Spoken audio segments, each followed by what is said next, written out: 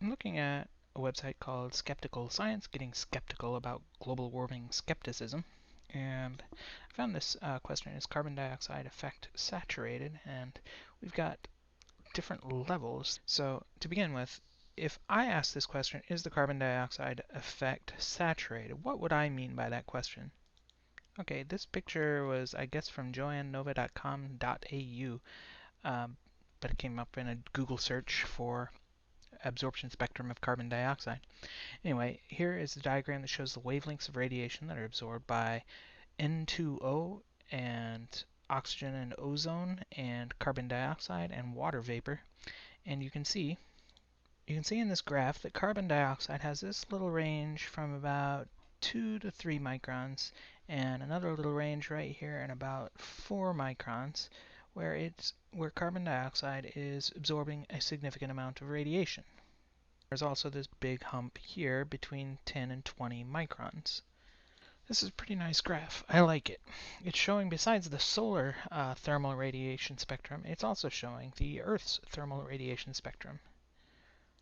So this is what happens to light that is absorbed by Earth and water, and it heats up the ground and then re-emits with infrared light.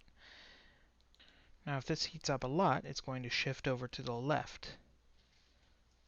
Because as things heat up, their blackbody spectrum grows and shifts over into lower and lower wavelengths. So the question is the carbon dioxide spectrum saturated? If I ask that question, I would be asking, is the light blocked by carbon dioxide blocked or just partially blocked? Consider fog. If you are in a fog but you can still see headlights in the distance, then the visible light is just partially blocked. As soon as you can see the headlights in front of you, the light is just partially blocked.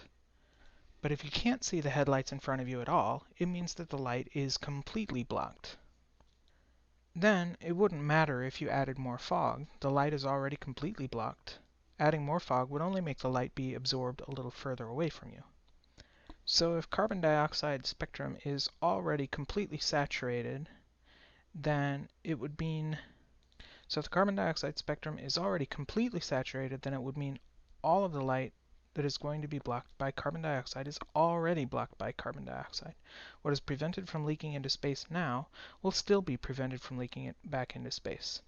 Adding more carbon dioxide to the atmosphere will block the light of these colors lower down closer to the surface, but it can't block any more light because it was already blocking 100% of the light it could.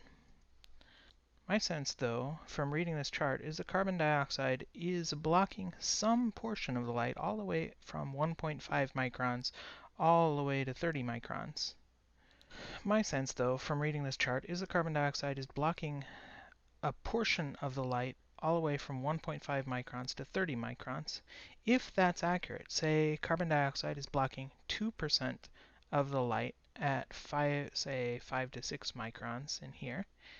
If we multiplied the concentration of carbon dioxide by, say, a factor of 50, we could block 100% of the light at 5 to 6 microns. Because 2% times 50 is 100%. The actual math might be a little bit more complicated. I will say, last time I searched the internet for the carbon dioxide absorption spectrum, perhaps a semester or a year ago, I could not find anything like this. But today, I've seen this particular graph with absorption regions at 2 to 3 and 4 to 5 microns in two different places. Both of them conveniently lined up there with the water vapor spectrum. Either the information has improved or the search engines are doing a better job, or I've become better at searching for it. Okay, so coming back to this website, what was it, Skeptical Science?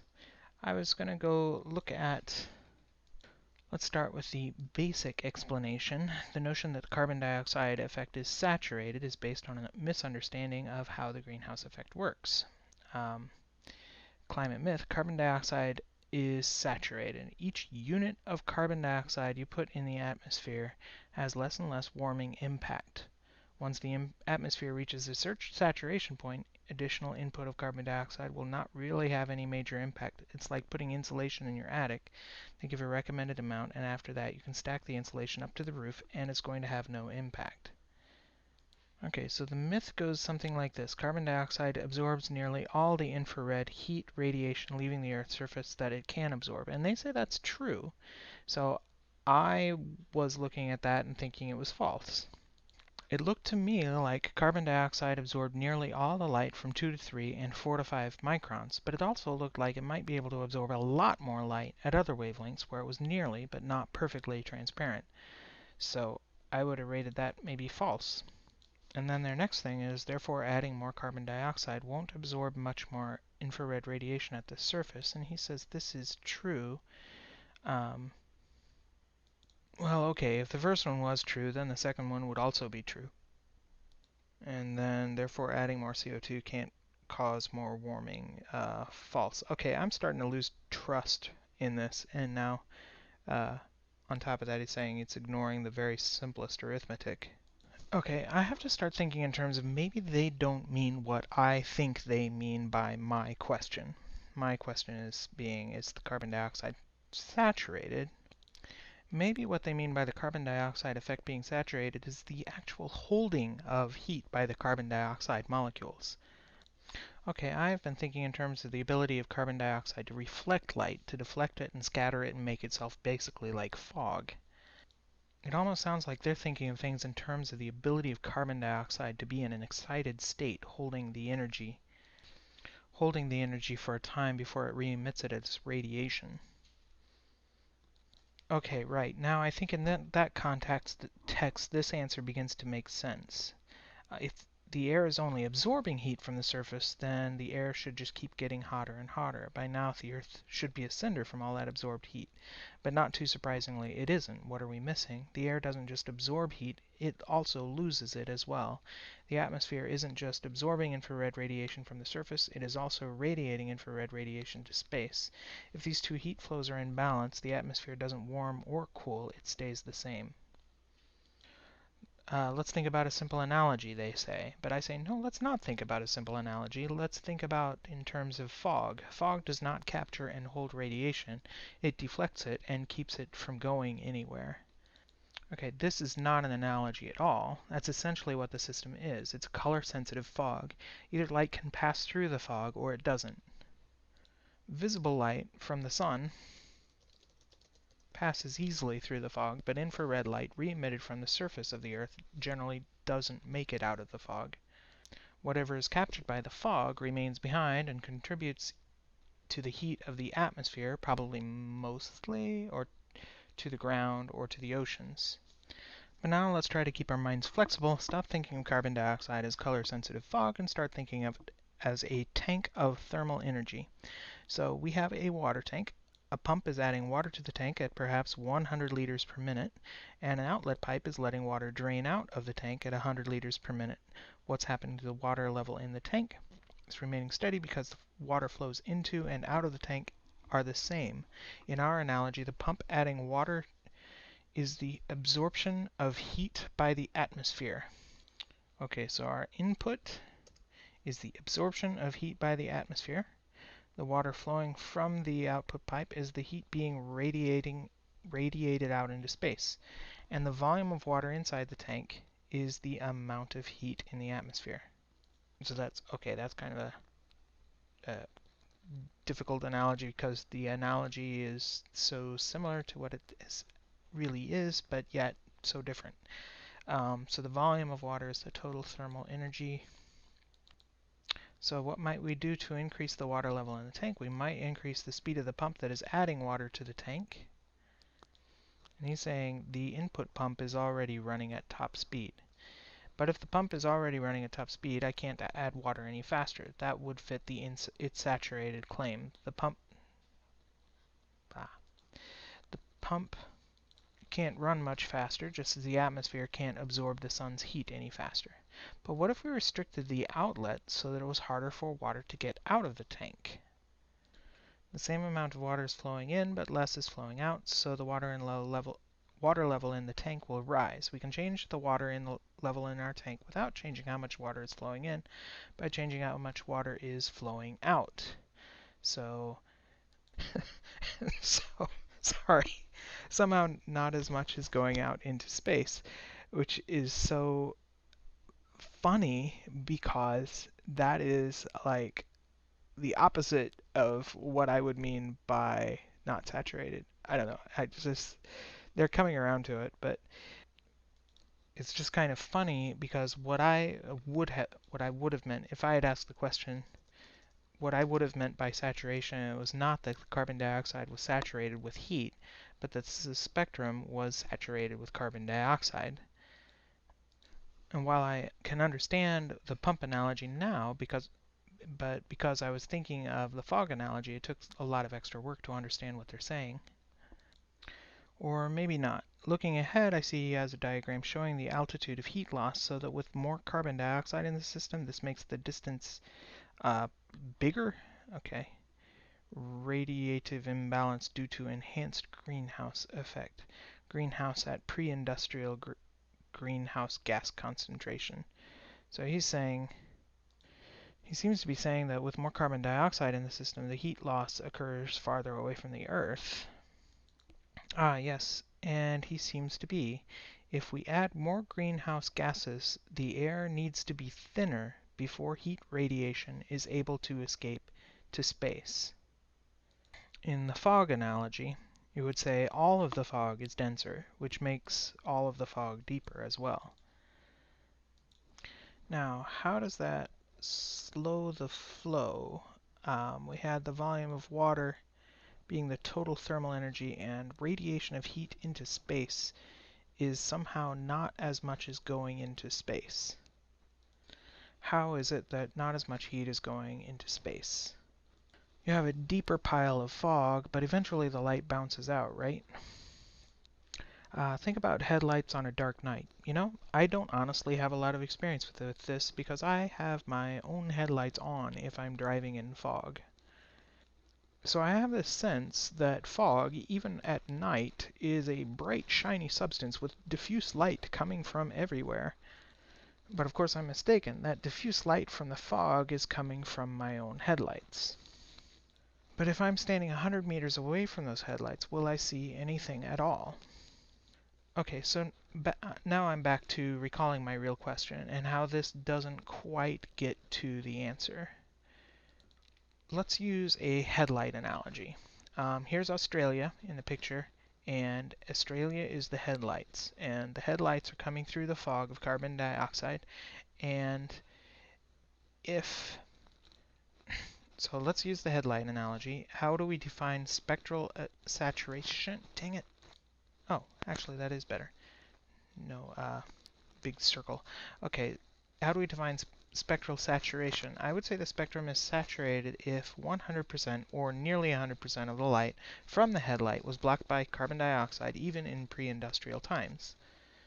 In that case, no matter how much carbon dioxide was added, still only 100% of the light from the headlights is blocked.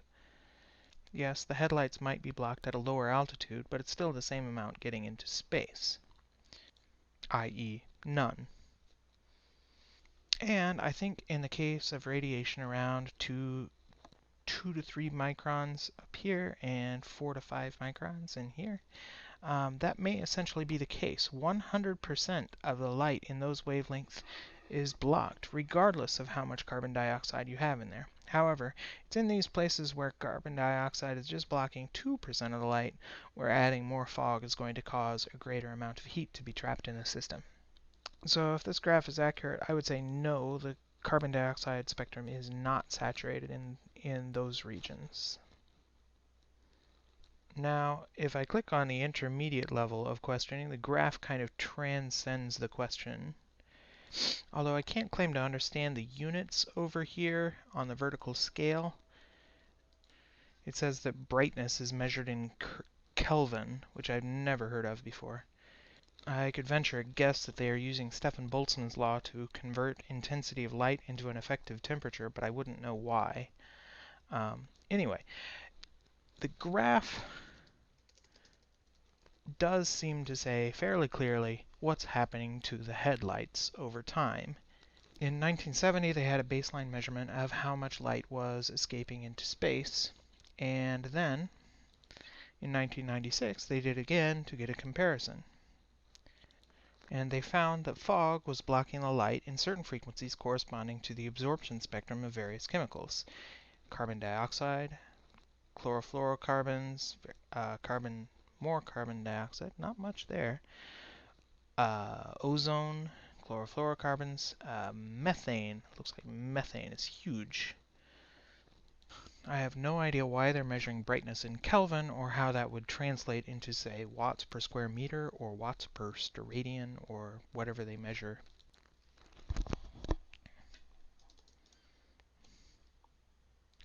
But it does suggest that the fogginess of our atmosphere has increased in some wavelengths. Earth's headlights are blocked majorly at 700 and 1300 inverse centimeters. Okay, a little side calculation that, say, 750 per centimeter is about 13.3 microns. And this one over here is about 7.6 microns there. So where would the 2 to 3 micron and the 4 to 5 micron be? Well, the 4 to 5 would be between 2500 per centimeter to 2000 per centimeter, which are clearly not on this graph. And the 2 to 3 micron range would be between 3.3 times 3300 and 5000 per centimeter, which would be way, way over there to the right somewhere. So both would be far to the right of anything this graph shows. It would be interesting to put this graph on the same scale as the one I showed earlier, but I don't have time right now.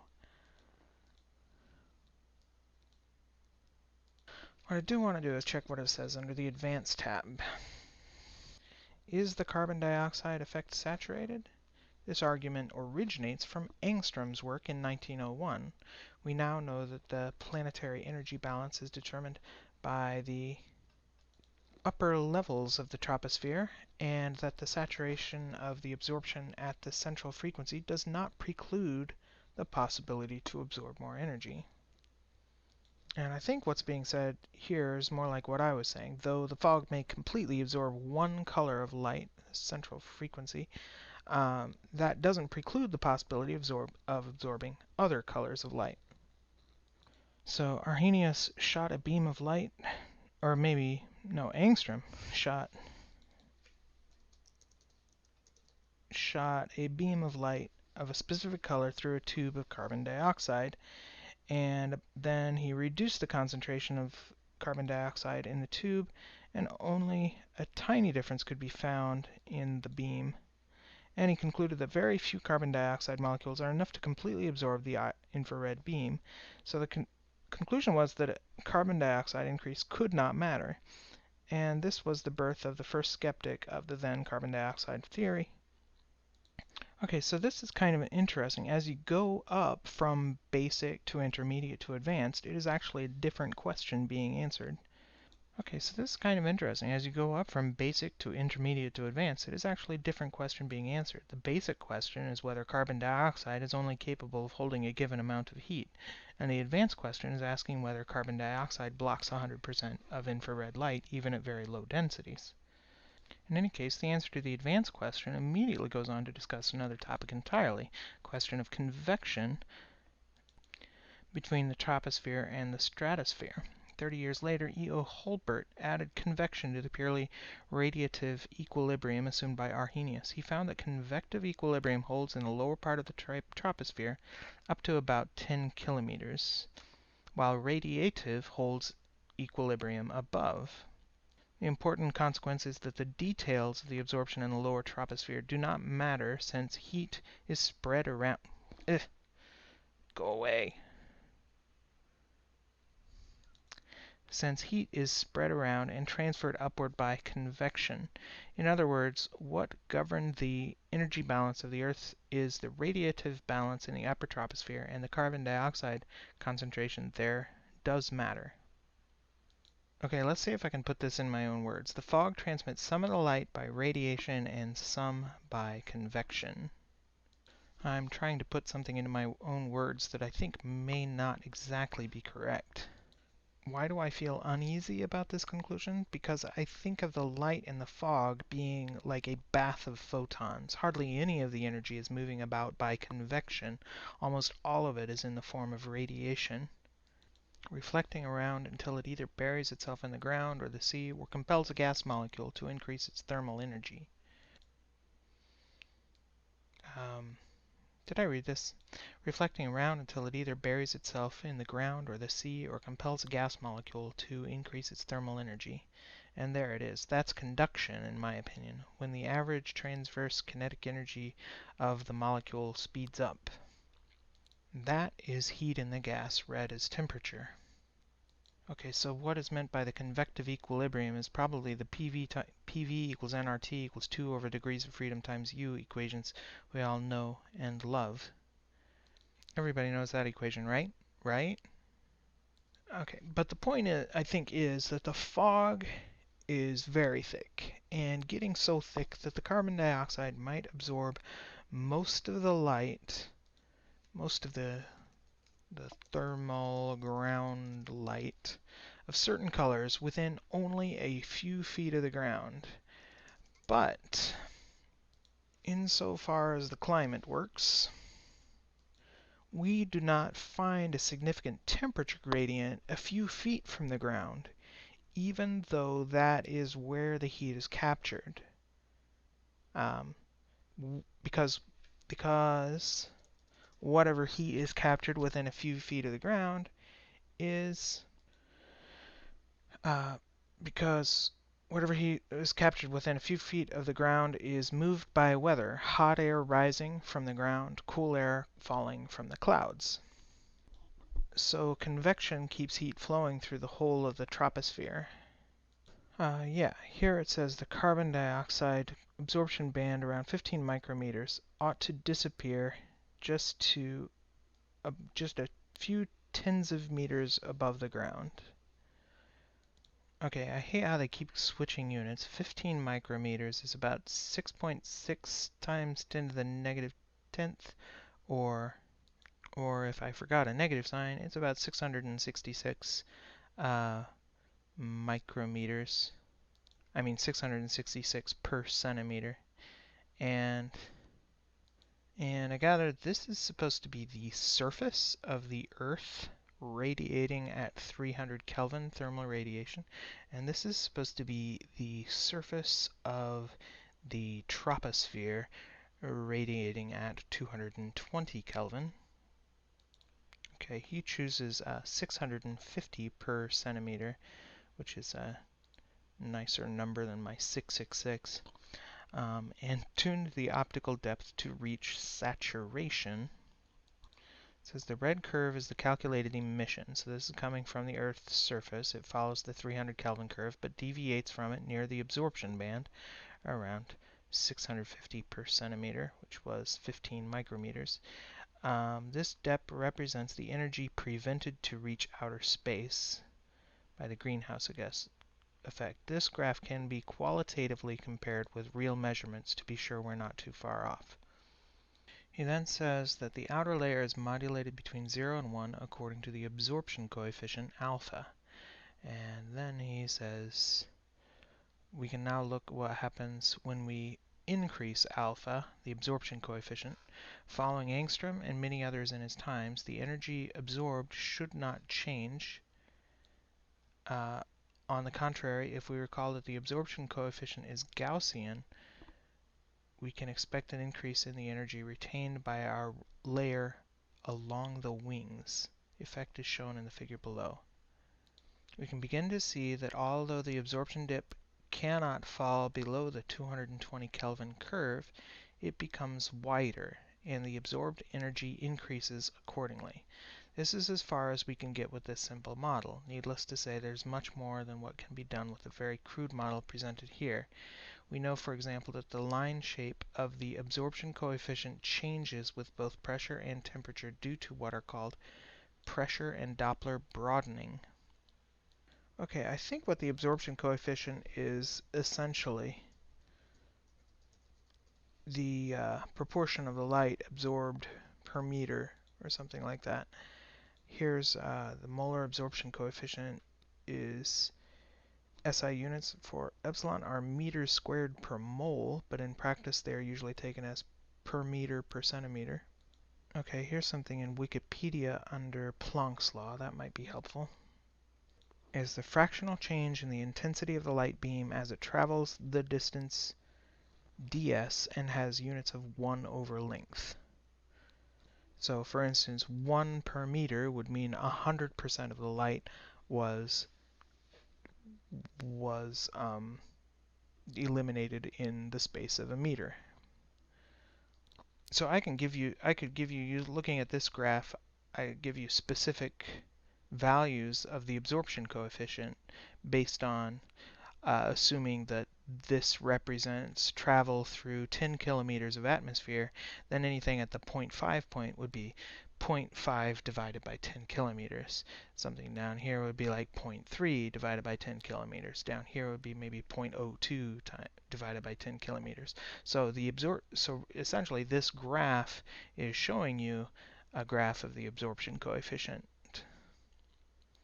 So they're saying even if the absorption coefficient is sufficient to be 100% in 10 kilometers, it is also sufficient to widen this the wavelength of absorption somehow in this diagram.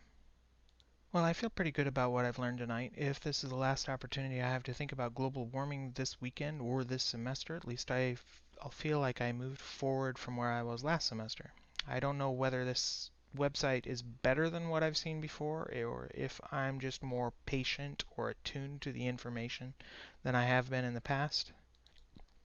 This last thing, even those wavelengths at 100% absorption can have more absorbed, finding it a very wacky thing to accept, that he's not going for the easy explanation, which would be to say that the 0.01 per 10 kilometer or 0.02 per 10 kilometer alpha, what do you call alpha?